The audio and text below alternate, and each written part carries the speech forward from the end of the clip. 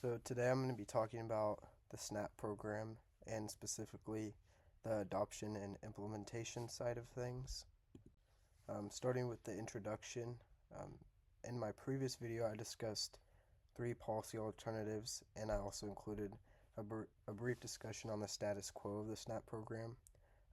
Today I would like to further analyze these policy alternatives by looking at the feasibility of each alternative and then what implementation would look like with these. Starting with policy alternative 1, the summer benefits boost.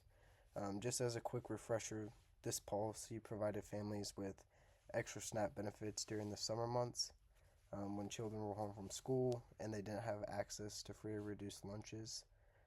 Despite this policy's positive impacts, which obviously were fighting childhood hunger and relieving financial burdens on families, the chance of adoption does remain slim. And this is due to the necessary significant increase in the SNAP budget to implement this policy. When we look at this quote by Hoynes and Ziliak, they say that adjusting the maximum benefit by location due to variation in local food prices is a central pillar to reform. And so this just kind of adds an extra level of complexity to this policy.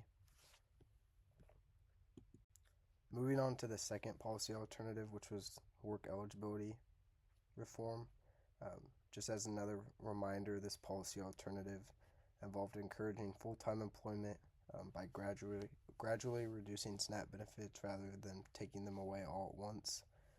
In SNAP's current state, individuals must work at least 80 hours a month, and this can be for pay, for goods or services. They can be unpaid or even as a volunteer. And this was by the USDA in 2019. And so by doubling this requirement while still allowing SNAP benefits during the adjustment period, I believe that this would enable many more citizens to work full time.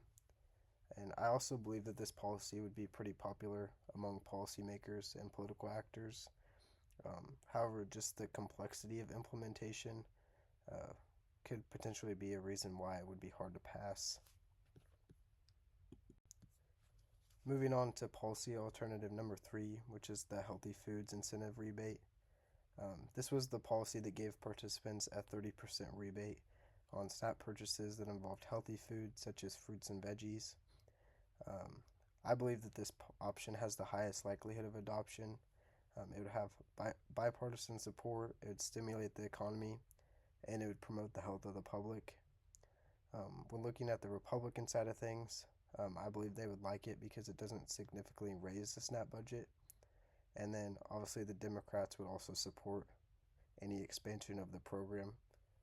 And overall, I believe this policy would likely garner the most political support and be the most feasible alternative to adopt. And like I mentioned in my previous presentation, the USDA had already done a trial run with this in Massachusetts, and I believe it went really well.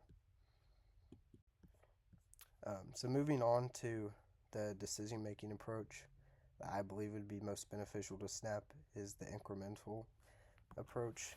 And incrementalism is basically just, it helps ensure control by comparing alternative policy choices with existing reality. If a mistake would be made in the choice of a particular policy, return to a specific point can be made. And this line of thinking kind of fits with how Congress and the USDA typically make changes within the SNAP program, which is incremental changes instead of large ones. And then looking at the healthy food rebate policy, it could be first implemented in a few states and then expanded elsewhere once it's been perfected. Just a little bit more about implementation and administration. If a new policy were to be adopted, regardless of whether it was one of the three I discussed or a brand new one, I believe it could be implemented through structures already in place. And this would be through the USDA's Food and Nutrition Services and the state agencies or the local governments that tailor it directly to their citizens. And this structure does have some positives. It does allow states, like I said, to tailor SNAP to the local needs, just because citizens in every state have different needs. But the downsides of this is that it can lead to uneven access. For example, in the second quarter of 2024, 12 states waived work requirements statewide, while 22 others only did so in certain regions. So this kind of highlights some of the disparity across states with the program, which some might argue is a little bit unfair. And a good example of implementation is actually during COVID-19. So during the 2020 pandemic, obviously there was millions of people losing their jobs and their income. Congress and the USDA made a few small changes to SNAP that were known as flexibilities.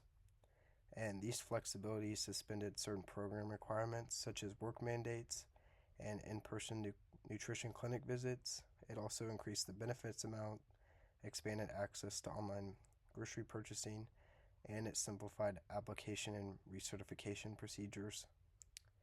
And these quick changes to the policy pretty much allowed families to continue to get assistance in an unprecedented crisis instead of, obviously, the alternative was them going hungry.